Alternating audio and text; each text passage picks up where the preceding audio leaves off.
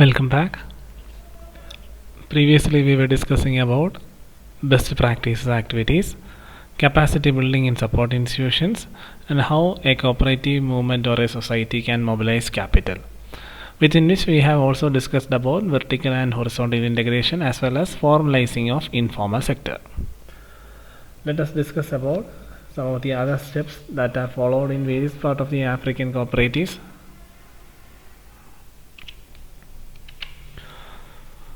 Next one, Inter-Enterprise Cooperation, otherwise known as IEC.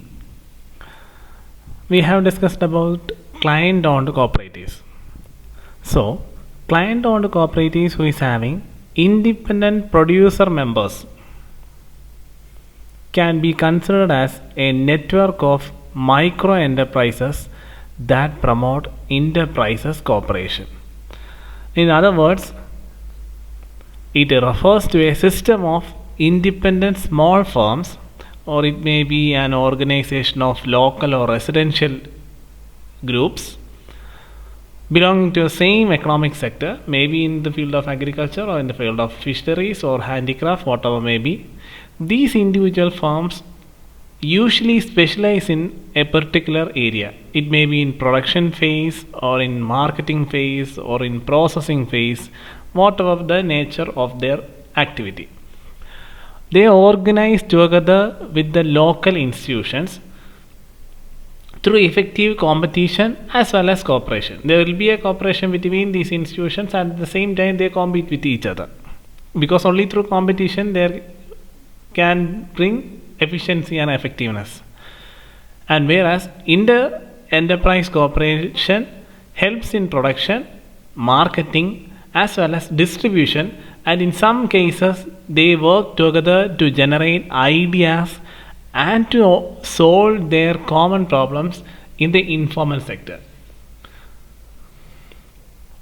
So it was an activity or a program that was implemented for the improving the effectiveness of cooperative movement in Africa.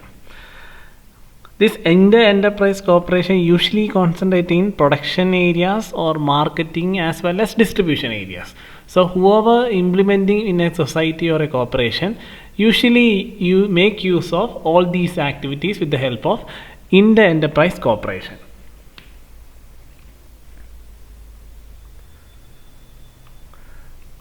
It helps in implementing economies of scale, effectiveness, efficient utilization of material, division of labor, etc. But the thing is that it was not well supported by the various units, unions, and various groups that were pertaining in Africa. Usually this idea or inter-enterprise cooperation was implemented in various countries in Africa that were once the colony of France. So it was first implemented in those countries, French colonial countries,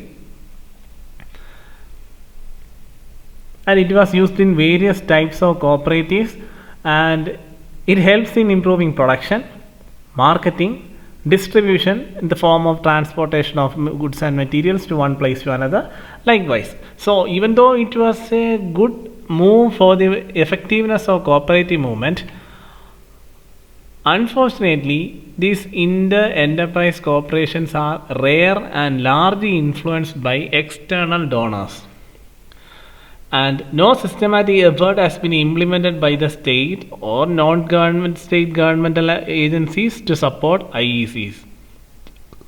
It was only successful in certain rare cases such as DAISCO. We have learned about DAISCO cooperative and Zaire and Shoeshainer's cooperative movement.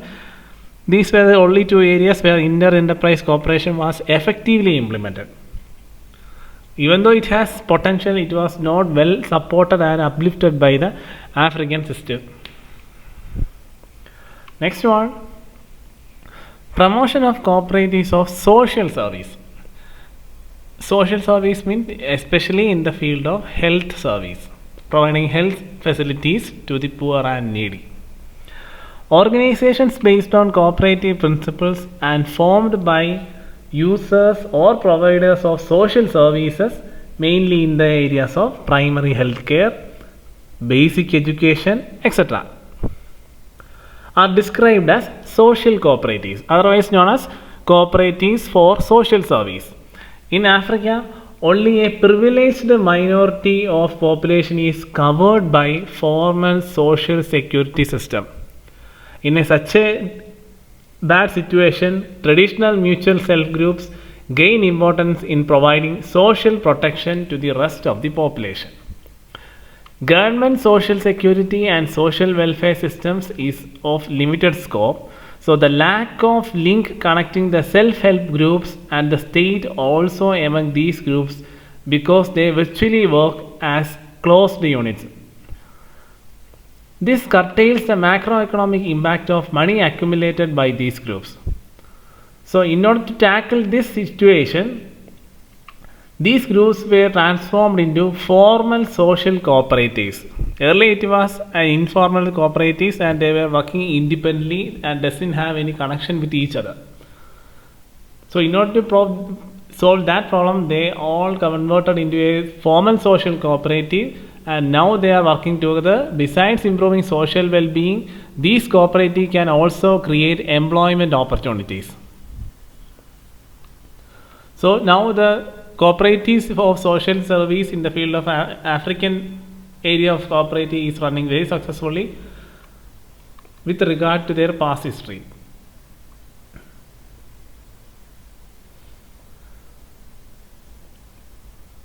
Not only in the field of health service, it was also implemented effectively in the case of basic education, improving the social status, social life, and standard of living of the people.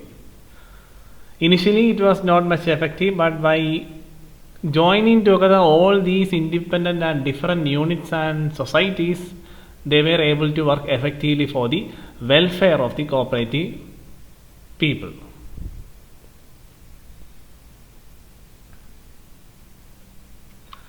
Even after all these, there were some insufficient or harmful practices. That means, if the cooperatives, after conducting long-run researches, it has been found that following inefficient practices in cooperative development system of Africa, they are: traditional cooperative education and training consist of raising cooperative spirit among target population. The truth is that most of the people join a cooperative society or a store because of their individual situation, not on the basis of any ideology.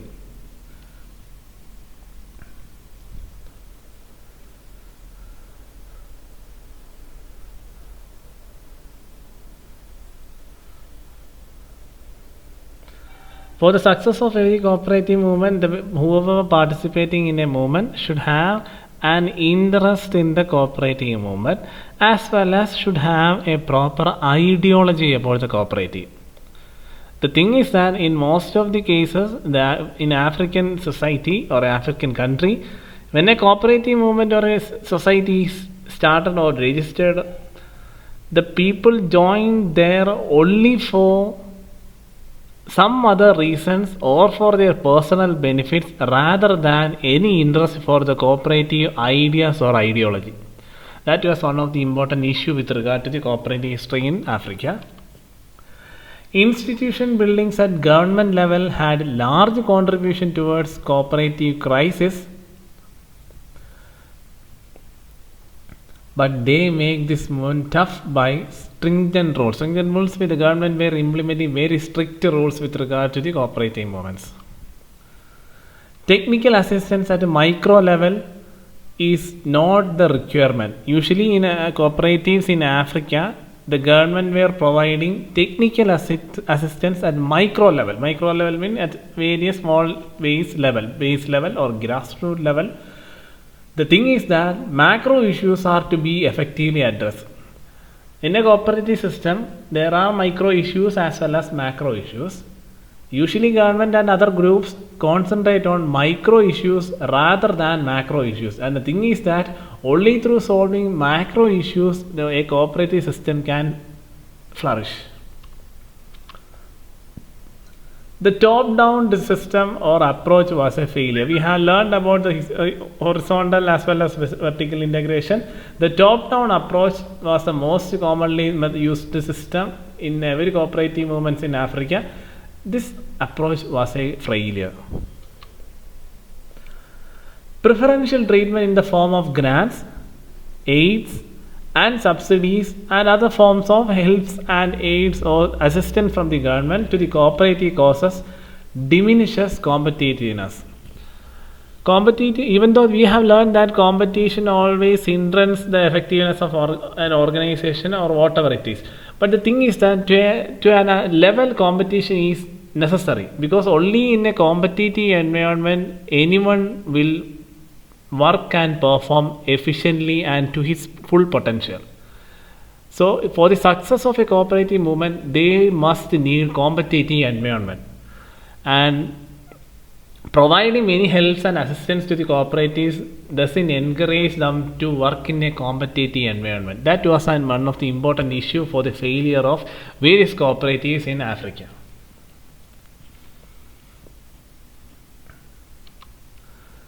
Next one, employment creation potential. Whether the cooperatives in Africa have the employment creation potential or not. Millions of people living in Africa found cooperatives as a way out of unemployment. We all know that African countries, majority of the countries in Africa are underdeveloped or extremely poor countries, and almost all countries are in the verge of civil war, internal issues, and many other problems with regard to their development. So, in such a situation, almost all the people in Africa considered or viewed a cooperative movement as a source of employment. So, the various types of employment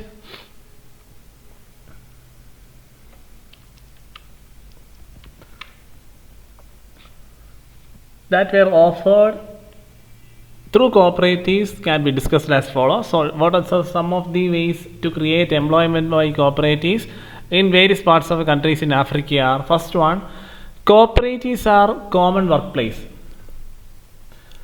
Cooperative members work together in joint production units. They were formed primarily as a form of organized self-employment. Collective agricultural and small industrial cooperatives are some of the examples of the type of employment, such as cooperatives are common workplace situations, etc. Another example is CICOPA. It's a type of cooperatives common workplace method where 100 million members are its current members and it's increasing. Cooperatives as employers. Some client-owned organizations employ staffs who are not members. Usually, in a cooperative organization, only the members are appointed as part of employment opportunity. But in some client-owned organization, they employ staff who are not members.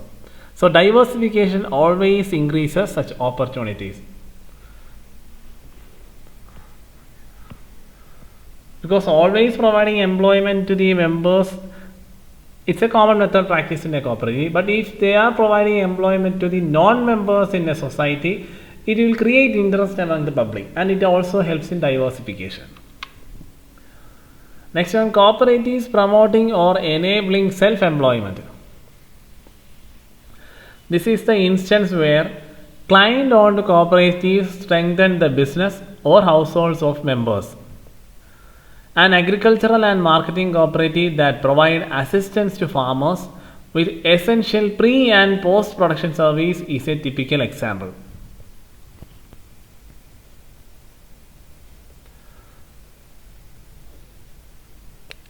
In this method of cooperative activity, assistance will be provided to various cooperative societies or movement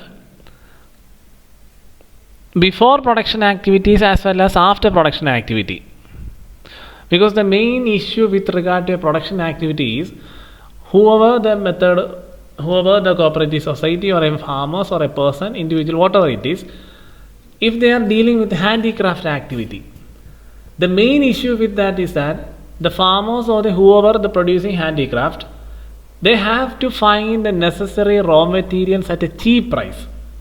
It should have sufficient quality, it should have a reasonable price, and many other factors. The thing is that the producer or the farmer will be very difficult in finding such quality required materials.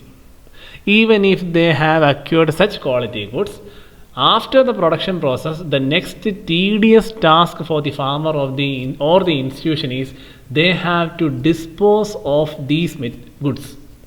That is distribution or marketing. That is another tedious task that has to be faced by the farmers.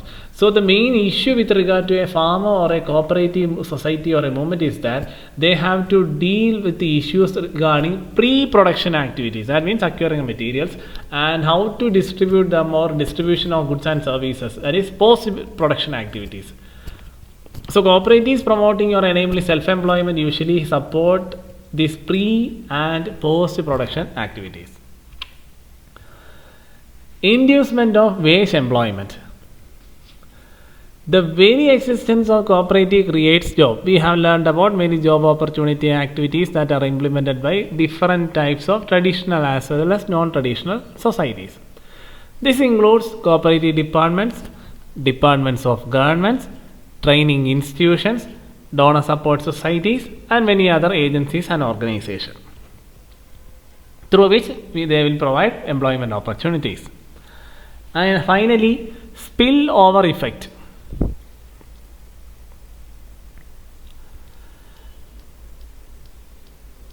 Cooperatives create jobs in enterprises with which they maintain commercial relations.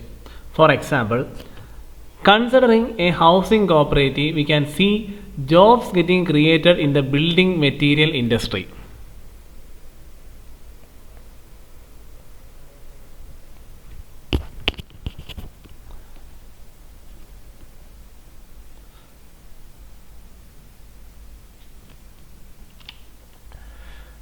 That is, if a housing cooperative, in case of a housing cooperative, they will provide employment to the various members or non-members, whatever the nature may be.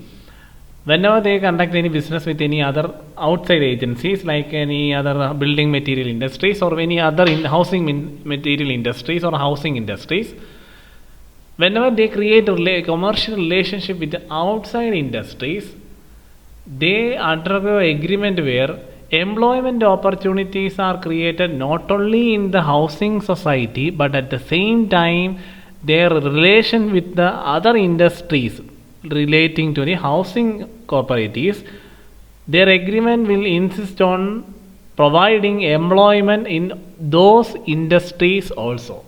So the members in the housing societies will also get employment opportunities with whoever industries for which the concerned society is having relation or has undergone any agreement.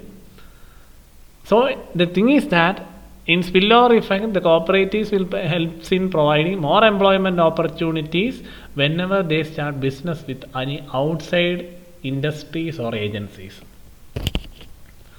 So these are the main methods with regard to the employment creation potential. These are different situations or methods with which the employment can be created among members as well as non-members depending upon the nature of the society. We will discuss further about the various advantages in employment creation stabilization in the next sessions. Until then, just go through all these areas.